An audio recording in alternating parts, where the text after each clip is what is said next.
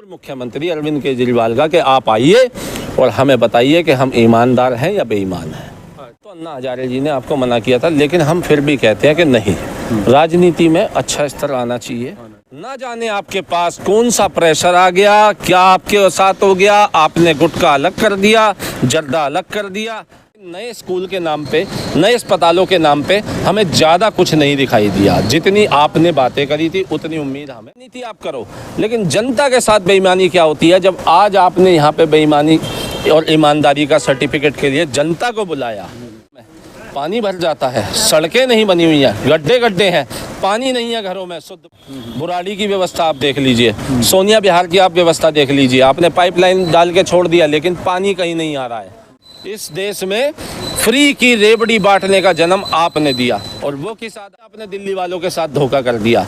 आपको मुख्यमंत्री बनाया दिल्ली वालों ने, आपने दे दिया 200 यूनिट।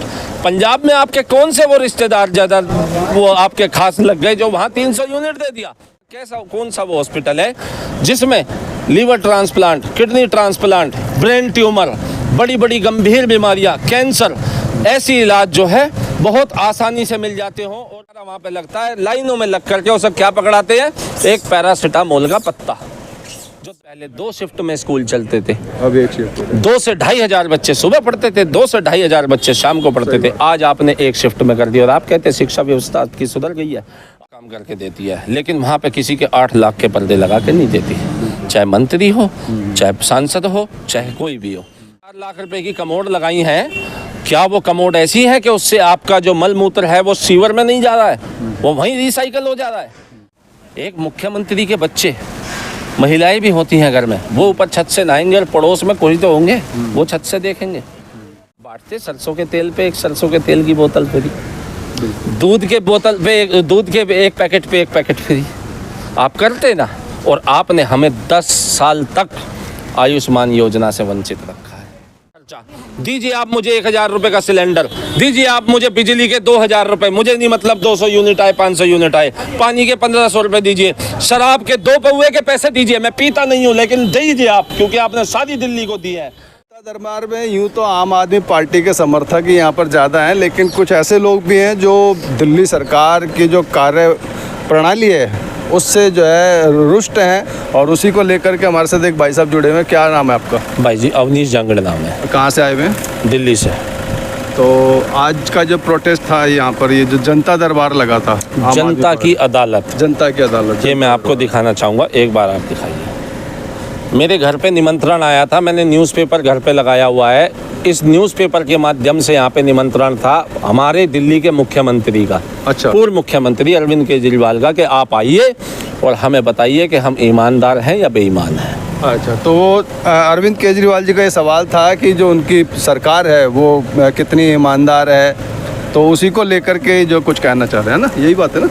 मैं इतना कहना चाहता हूँ, जब आप इस राजनीति में आए थे, पहली बात तो अन्ना हजारे जी ने आपको मना किया था, लेकिन हम फिर भी कहते हैं कि नहीं, राजनीति में अच्छा स्तर आना चाहिए, सुधार आना चाहिए, लोगों को भ्रष्टाचार खत्म करना चाहिए और एक स्वराज लाना चाहिए। ठीक है भाई साहब, लेकिन आपने शुरुआती कार्य कुछ तो अच्छे करे। जब आप आए थे, सबसे पहला मुझे ध्यान है आपका एक स्टेप था, आपने गुटखा बंद कर दिया था। ठीक है भाई साहब, गुटखा जब आपने बंद कर दिया था, उसके बाद ना जाने आपके पास कौन सा प्रेशर आ गया, क्या आपके साथ हो गया, आपने गुटखा अलग कर दिया, जर्दा अलग कर दिया, लेकिन आपने कहीं ना कहीं भ्रष्टाचार शुरुआत में ही कर दिया। ठीक है मेरी बात। दूसरी बात, आपने कुछ शुरुआती 5 साल में कार्य किए हैं, इससे हम नहीं गुरेज करते हैं। कुछ जो स्कूल थे उनकी आपने व्यवस्थाओं में, उनके कमरों में प्लास्टर कह दीजिए, टाइल कह दीजिए, रेनोवेशन कह दीजिए, अस्पतालों में कुछ बेड बढ़ाए हैं, अस्पतालों में कुछ कमरे बढ़ाए हैं, LNGP में भी आपने कुछ बिल्डिंग बनाई है। लेकिन नए स्कूल के नाम पे, नए अस्पतालों के नाम पे हमें ज़्यादा कुछ नहीं दिखाई दिया। जितनी आपने बातें करी थी उतनी उम्मीद हमें देखने को नहीं मिली। दूसरी बात, आप यह देखिए, जब आप आए थे तो आपने, हम उस पे भी नहीं जाते कि आपने शीला दीक्षित के पर्चे उठाए, कांग्रेस के उठाए, कमलनाथ को बोला, सबको बोला, आपने सबको गले लगा लिया। ठीक है, राजनीति में साम दाम दंड भेद भैया सब लगाते हैं, आप करो राजनीति, आप करो, लेकिन जनता के साथ बेईमानी क्या होती है। जब आज आपने यहाँ पे बेईमानी और ईमानदारी का सर्टिफिकेट के लिए जनता को बुलाया। मुझे तो यहाँ संगम बिहार की जनता नहीं दिखाई थी, जो आज बारिश के समय पानी भर जाता है, सड़कें नहीं बनी हुई हैं, गड्ढे गड्ढे हैं, पानी नहीं है घरों में शुद्ध पीने के लिए, टैंकरों के व्यवस्था से परेशान हो रखे हैं। से आते हैं। नहीं, मैं शादरा से आता हूँ, लेकिन मुझे सब जगह की जानकारी है। ऐसा नहीं है कि दिल्ली में रहने वाले, सन 70 से दिल्ली में मेरा परिवार रहता है, मेरे रिश्तेदार जगह जगह रहते हैं, हमारे जानकार भी रहते हैं। बुराड़ी की व्यवस्था आप देख लीजिए, सोनिया बिहार की आप व्यवस्था देख लीजिए। आपने पाइपलाइन डाल के छोड़ दिया, लेकिन पानी कहीं नहीं आ रहा है। जहाँ पे आ रहा है वहाँ कई बार गंदा पानी की शिकायत आ चुकी है। 50 साल पुरानी पाइपलाइन है, आज तक आपने ये नहीं कहा कि आप कहते थे दिल्ली में बहुत फंड है।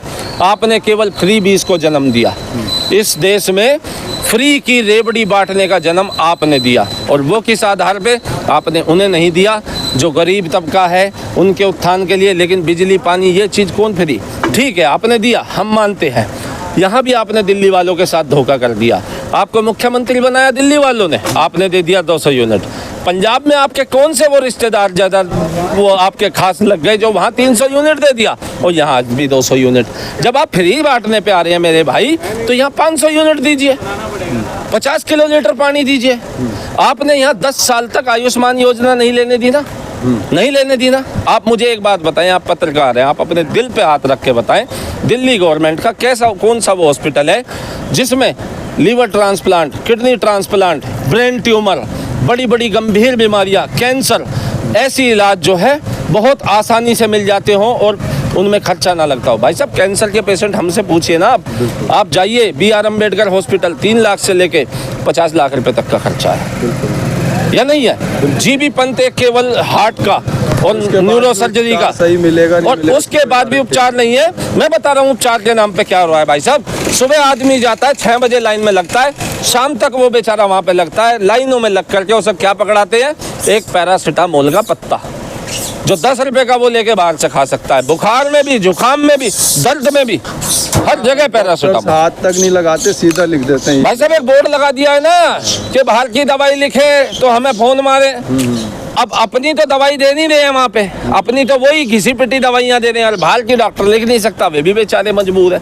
तो इलाज की व्यवस्था तो अंदरूनी वहाँ पे जाके देखिए ना, जो इलाज करवाने हैं उनसे पूछिए। दूसरी बात, आपने सबसे बड़ा झूठ केजरीवाल जी ये बोला कि आपने दिल्ली में शिक्षा को फ्री कर दिया।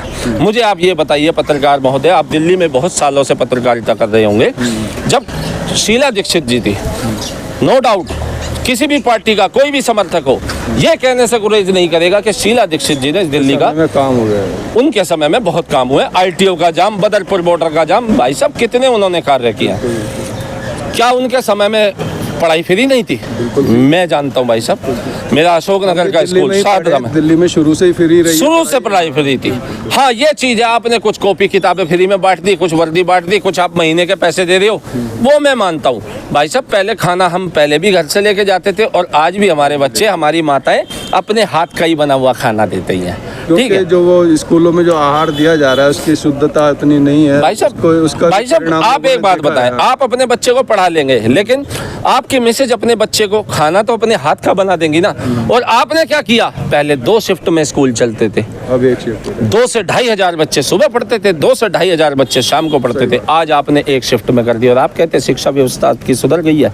आज आप बच्चों को 10वीं क्लास में, 9वीं क्लास में पता नहीं कैसे पास कर दे रहे हैं। उन बच्चों पे भाई साहब 4 दिन की छुट्टी की एप्लीकेशन लिखनी नहीं आ रही है अधिकांश बच्चों पे, देश का भविष्य अंधकार में, क्योंकि आपने टीचर पे जबरन एक प्रेशर बना रखा है, ये बच्चों को पास करना है।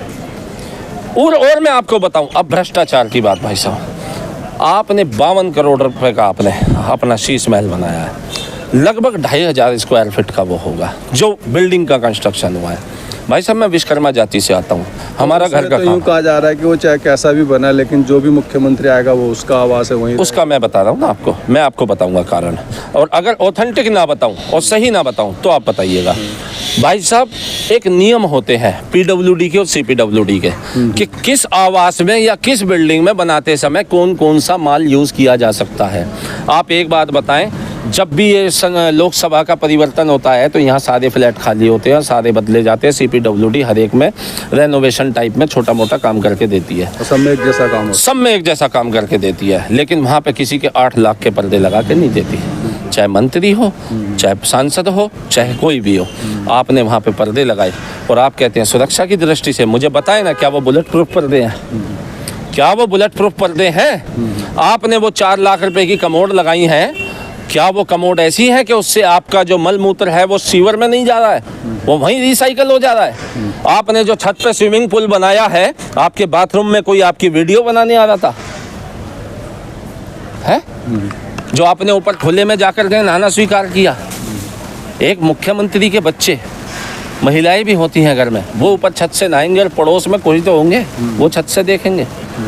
भाई साहब, स्विमिंग पूल ऐसी चीज़ है, ये आप सुरक्षा की दृष्टि पर डाल देते हैं। भ्रष्टाचार की ये बातें कर रहे हैं भाई साहब। 5-5, 6-6 मंत्री इनके जेलों में चले गए हैं। एक ऐसा मुख्यमंत्री हमें देखने को मिला है जिसने, भाई साहब ढूंढने से नहीं मिलेगा आपको, जिसने शराब पे शराब फ्री करेगा। कौन? अच्छा, ये केजरीवाल। भाई साहब आधिकारिक रिकॉर्ड है, बिल्कुल। शराब पे शराब फ्री बांटना। आप बांटते सरसों के तेल पे एक सरसों के तेल की बोतल फ्री, दूध के बोतल पे दूध के एक पैकेट पे एक पैकेट फ्री, आप करते ना। और आपने हमें 10 साल तक आयुष्मान योजना से वंचित रखा है। तो अरे कुछ तो परिवारों का अधिकार था। ये कह रहे हैं कि जो दिल्ली सरकार है वो पूरी तरह से भ्रष्टाचार में लिप्त है और उसके जो ज़्यादातर लोग जेलों में हैं, उन पर आपराधिक मुकदमे लगे हुए हैं। फ्री बीज का जन्म, सर्टिफिकेट, फ्री बीज का जन्म देने वाली है, लोगों को लालची बनाने वाली है।